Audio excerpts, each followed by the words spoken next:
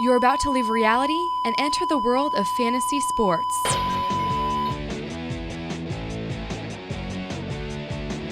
And now, from the Sports Center in East Hampton, New York. Sports!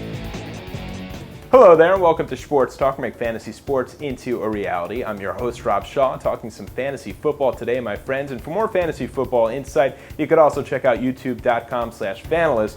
Big thanks to our key sponsor, Circuit City. Again, that's youtube.com/fanalist. Well, my friends, it's time for the Sports Talk Stock Report. And for the second week in a row, the Arizona Cardinals defense knocks out a starting quarterback. This time it's big-time star Tony Romo of the Dallas Cowboys, who's going to miss a couple of weeks.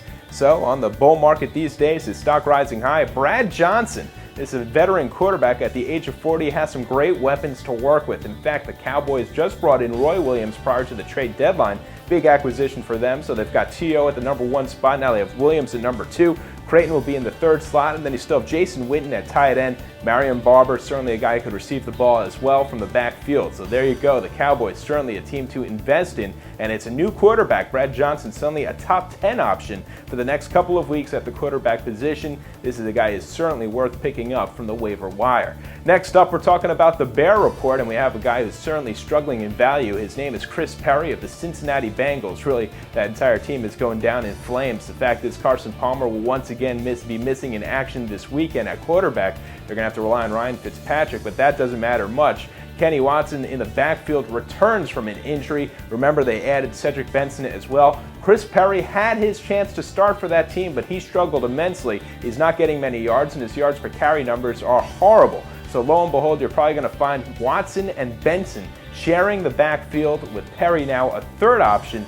I don't see any fantasy value there. You're better off with a Rudy Johnson, a Kevin Smith, a Warwick Dunn. Go ahead, drop Perry, look for better options. And finally, we're up to the Traders Report, where I recommend you buy someone with their value pretty high, but their name, well, not exactly the most recognizable of names in fantasy football, and that name is Bernard Berrian, wide receiver for the Minnesota Vikings. He was pretty good last year, 951 receiving yards for the Chicago Bears. Impressive considering they didn't really have a quarterback to throw him the ball. You could say the same thing about Minnesota. Gus Farrar, certainly not one of the guys you think of as far as getting the ball around, but I'll tell you, Bernard Berrian has been sensational the last couple of weeks, 100+ yards 2 weeks in a row, over 130 yards this past weekend, touchdowns in each of those 2 games. This is a guy who is simply soaring. He will probably get around 1,100, 1,200 receiving yards this season. The Vikings offense is a lot more balanced than last year. They are putting the ball in the air, and he is enjoying the fruits of the labor. So go ahead, try to get Bernard Berrian, a guy who could certainly help you out. At this point, he's better than a Torrey Holt or an Ocho Cinco.